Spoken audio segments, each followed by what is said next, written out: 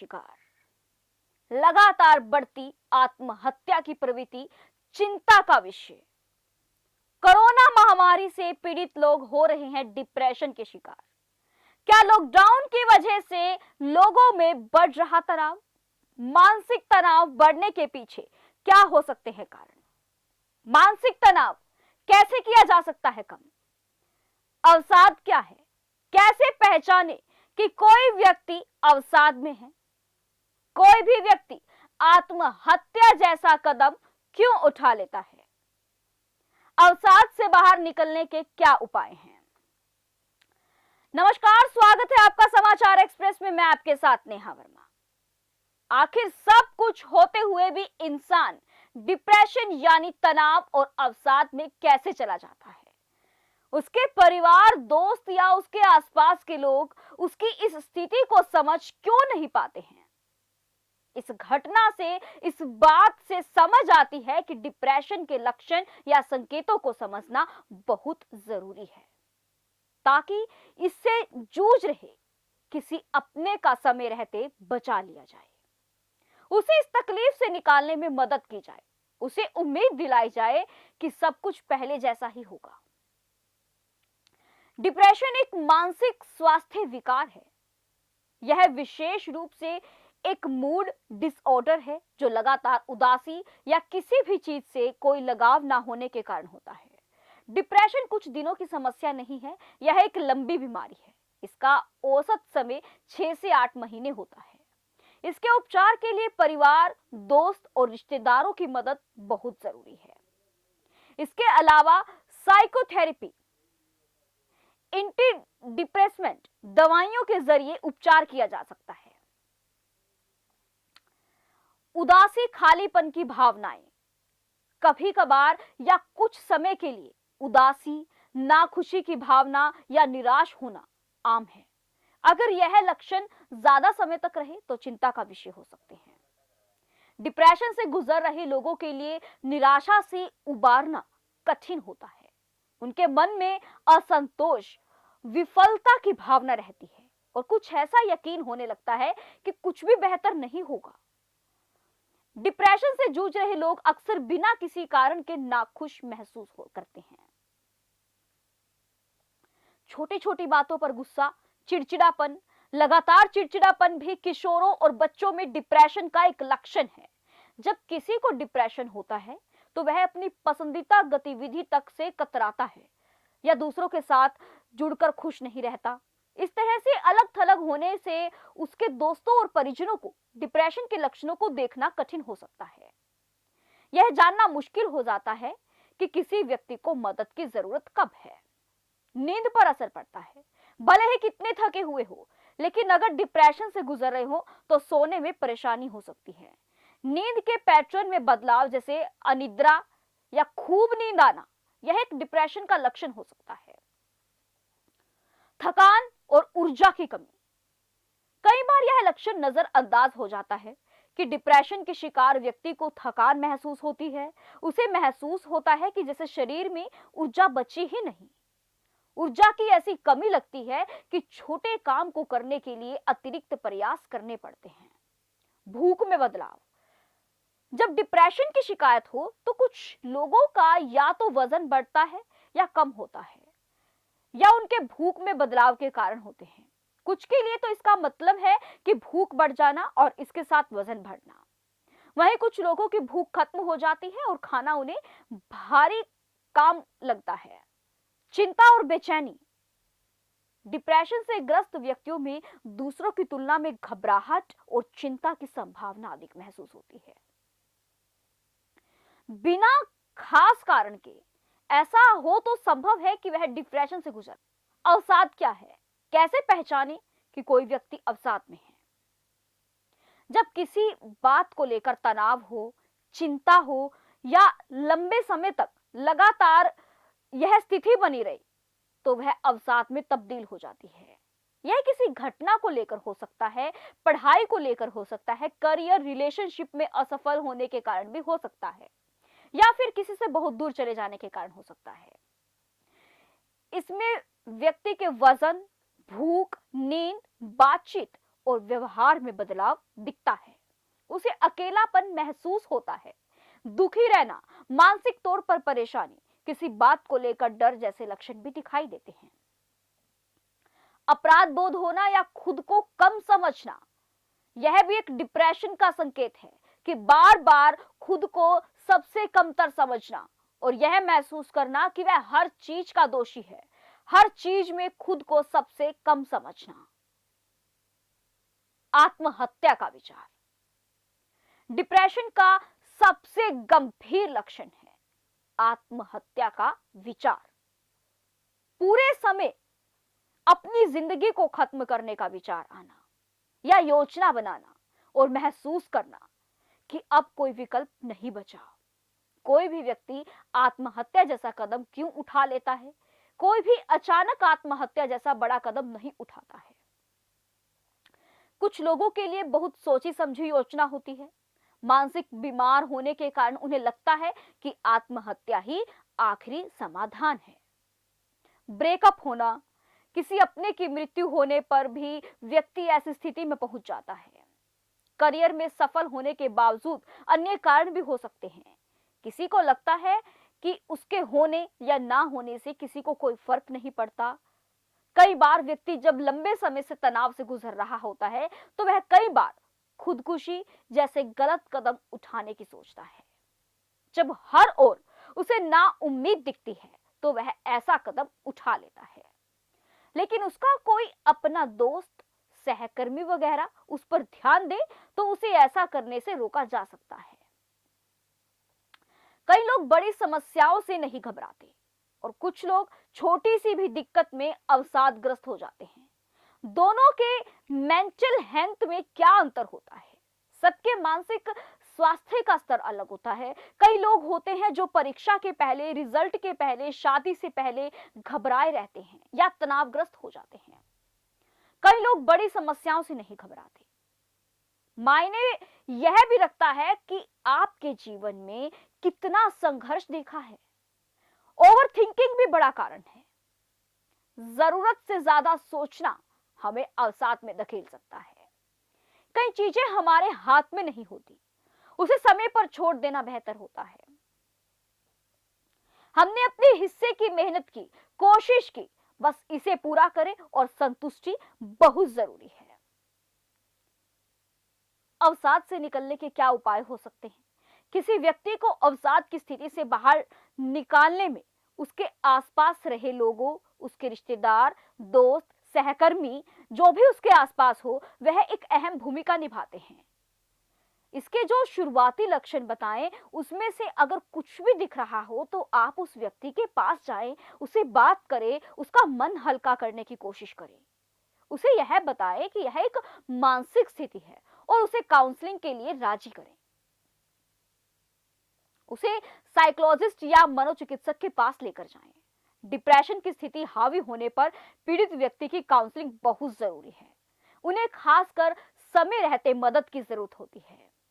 मन में गलत ख्याल आए तो मनोचिकित्सक से खुलकर बात करनी चाहिए। डिप्रेशन से पीड़ित व्यक्ति के अभिभावक या किसी अपने को चाहिए कि वे मनोचिकित्सक से पीड़ित के व्यवहार के बारे में आए बदलावों के विषय में खुलकर बात करें। मनोचिकित्सक से जरूरत के अनुसार दवाओं और थेरेपी के जरिए पीड़ित का इलाज करते हैं। अगर सही समय पर मदद मिल जाए तो इस मुश्किल से छुटकारा संभव है। यदि किसी परिजन या दोस्त में यह संकेत नजर आए तो सबसे पहला काम यह है कि उससे बात की जाए। अगर वह शख्स अपने मन की बात कह देता है तो हल्का महसूस करेगा। हो सकता है कोई रास्ता ही निकल आए। उसे यह भी समझाए कि हर बीमारी का इलाज है। डिप्रेशन का इलाज करवाकर लोग ठीक हुए हैं। तनाव, नशा, अवसाद, आत्महत्या को लेकर हमारे संवाददाता तरुण मदान ने मनोचिकित्सक डॉक्टर मनन से बातचीत की। तो आइए जानते हैं उन्होंने क्या सुझाव दिए। दोस्तों, मैं हूं तरुण मदान और आप इस समय देख रहे समाचार एक्सप्रेस। मैं आपको बता दूं कि इस समय मौजूद हूं करनाल के सामान्य अस्पताल में और इस समय मेरे साथ बात करने के लिए मौजूद हैं करनाल के सामान्य अस्पताल में कार्यरत मनोरोग विशेषज्ञ डॉक्टर मनन गुप्ता। इनसे बात करने से पहले मैं आपको बता दूं कि आज की जो मौजूदा जीवन शैली है इसमें लेकर इसको जीते जीते लोग अक्सर अवसाद का शिकार हो रहे हैं, तनाव का शिकार हो रहे हैं, नशे का शिकार हो रहे हैं, नशे की लत उनमें बढ़ती जा रही है। आखिर अवसाद क्या है, आखिर तनाव क्या है जिसको लेकर उनके अंदर आत्महत्या करने तक की प्रवृत्ति पैदा हो जाती है?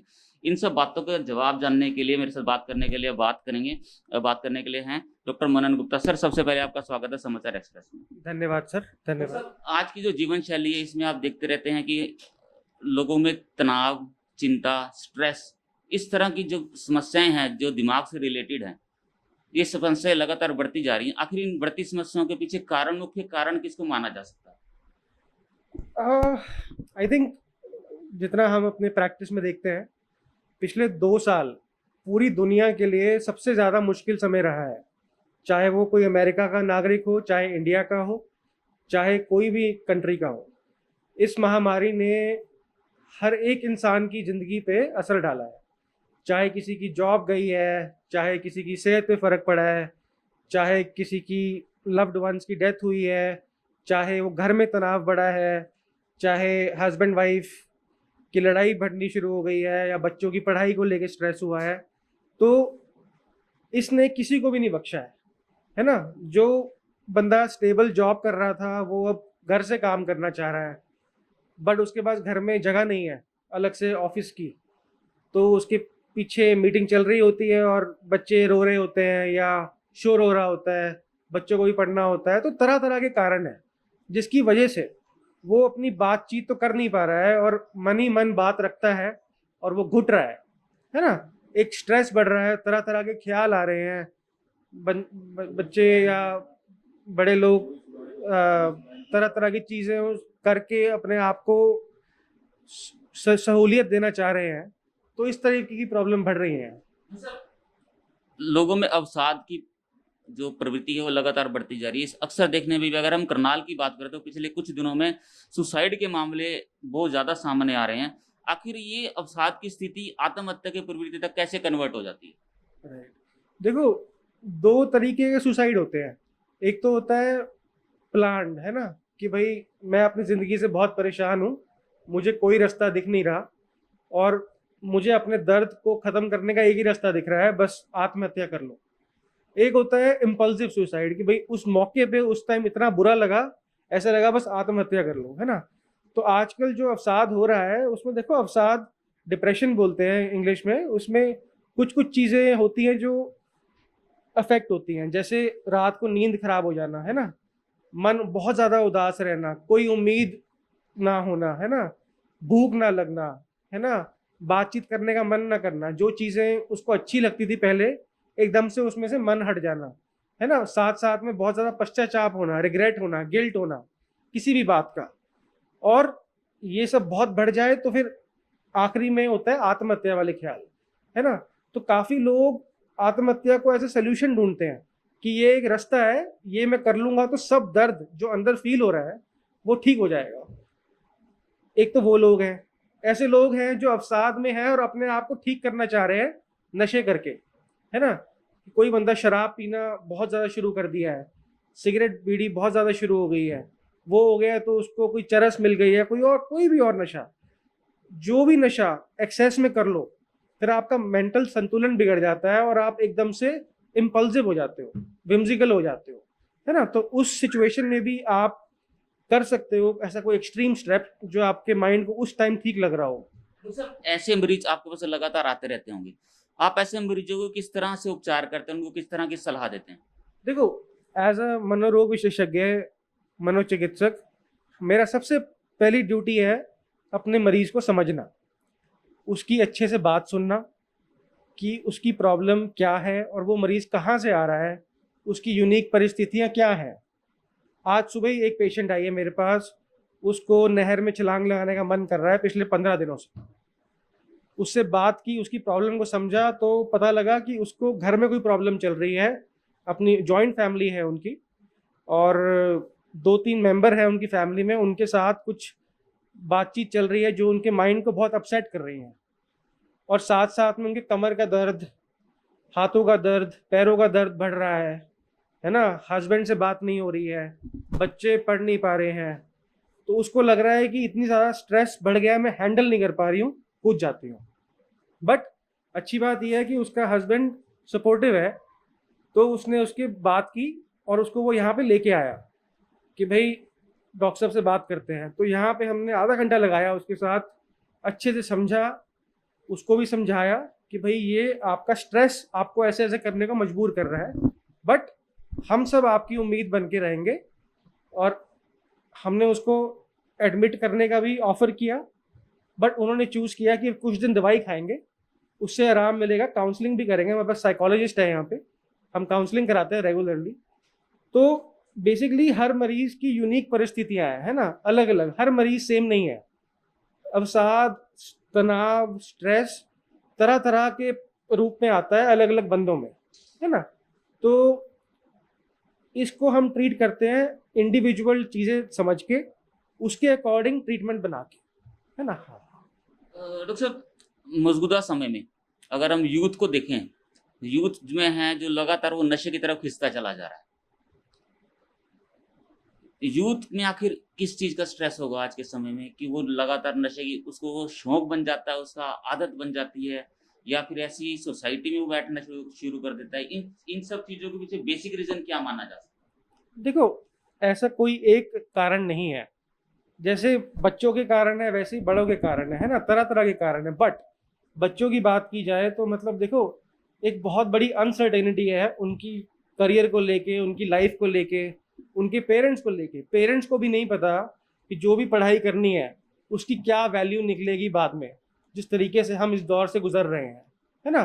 जैसे आपने बताया, संगत का बहुत फर्क पड़ता है ना, किस संगति में वो बड़े हो रहे हैं, क्या क्या चीज़ें वो कंज्यूम कर रहे हैं, चाहे वो फ़ोन में हो, चाहे वो उनकी कंपनी में हो, चाहे वो अपने परिवार में देखते हो जो लोग बड़े लोग कर रहे हैं, अपने स्ट्रेस को, अपने फीलिंग्स को बता नहीं पा रहे हैं ना।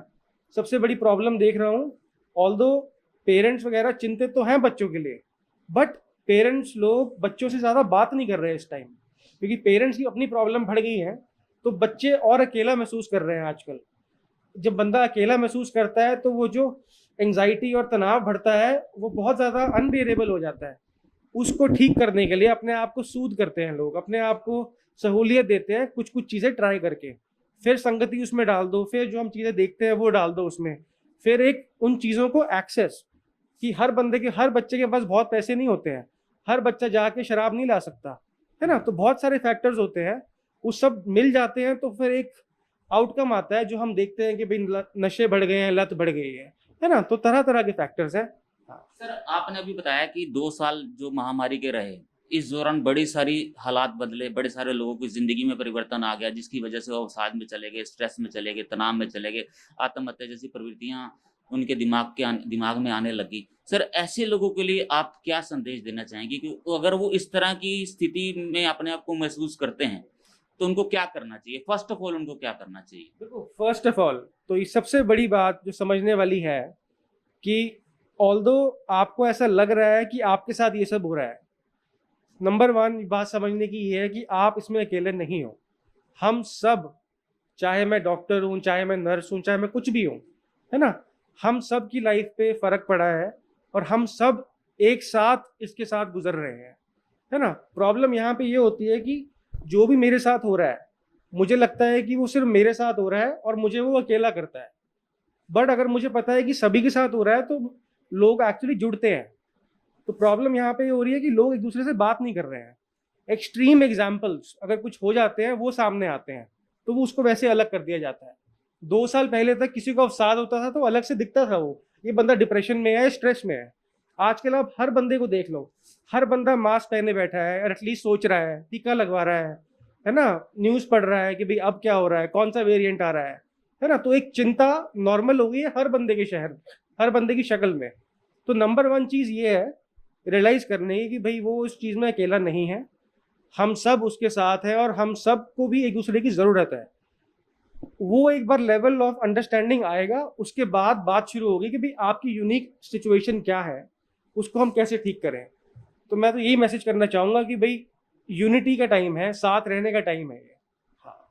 देखिए, ये थे मेरे साथ करनाल के सामान्य अस्पताल में कार्यरत मनोरोग विशेषज्ञ डॉक्टर मनन गुप्ता, जिन्होंने बताया कि किस तरह से महामारी के दौरान लोग अधिकांश लोग स्ट्रेस, तनाव, अवसाद में चले गए हुए हैं, लेकिन उनको ये समझने की जरूरत है कि मौजूदा हालात में वो अकेले नहीं है, हम सब उनकी उम्मीद बनकर खड़े हैं। आपको बता दूं, करनाल के सामान्य अस्पताल में प्रतिदिन सैकड़ों मरीज ऐसे आते हैं जो इन समस्याओं से गुजर रहे हैं, लेकिन यहाँ पर ये जो डॉक्टर बैठे हैं इनके पास काउंसलर भी हैं जो काउंसलिंग करते हैं पेशेंट की। उसके बाद उनकी पहले प्रॉब्लम को समझा जाता है, पहले पेशेंट को कॉन्फिडेंस में लिया जाता है। इसके अलावा इन्होंने बताया कि जो आत्महत्या की प्रवृत्ति होती है वो 2 तरह की होती है, पहली प्लान और दूसरी इम्पल्सिव। इन सब बातों की जानकारी देने के लिए मैं डॉक्टर मनन गुप्ता का समाचार एक्सप्रेस की तरफ से धन्यवाद करना चाहूँगा। सर, बहुत बहुत धन्यवाद आपका हमें एक महत्वपूर्ण जानकारी देने के लिए। Thank you sir, thank you. And सब खुश रहे एंड होप, हम सब सबकी होप पे हैं। हाँ, मैं Tarun Madan, senior camera person, Sunny Chaudhary, Samachar express के लिए धन्यवाद। अक्सर लोगों के जीवन में कुछ ऐसा होता है कि वे खुद को हारा हुआ महसूस करते हैं। उन्हें ऐसा लगता है कि उनके लिए अब कुछ नहीं बचा। उनकी ना किसी को फिक्र है, ना ही किसी को उनसे कुछ लेना देना है। तनाव और चिंता एक लंबे समय तक रहे तो यह अवसाद में तब्दील हो जाता है।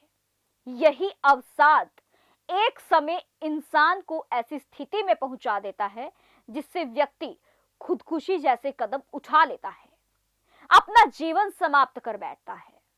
तनाव को कम करने के लिए जरूरी है कि हम सबसे पहले तनाव की वजह को ढूंढें। हमें सबसे पहले ये देखना होगा कि इतना तनाव किस वजह से हो रहा है। क्या ज्यादा काम करने से ये ऐसा हो रहा है, खाना बनाने की वजह से हो रहा है, या बच्चों की वजह से हो रहा है? इसके बारे में अपने परिवार वालों से बात करें। बात करने से तनाव कम होने में आपको सहायता मिलेगी। नमस्कार।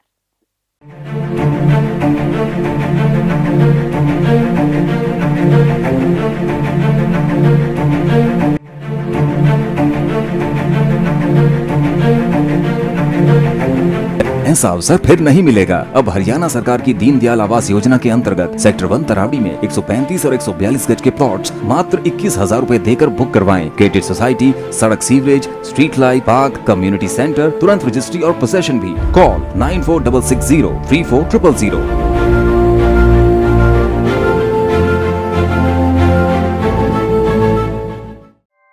ऐसे ही लेटेस्ट खबरें पाने के लिए बेल आइकन को क्लिक कर हमारे चैनल को लाइक, शेयर एंड सब्सक्राइब करें। धन्यवाद।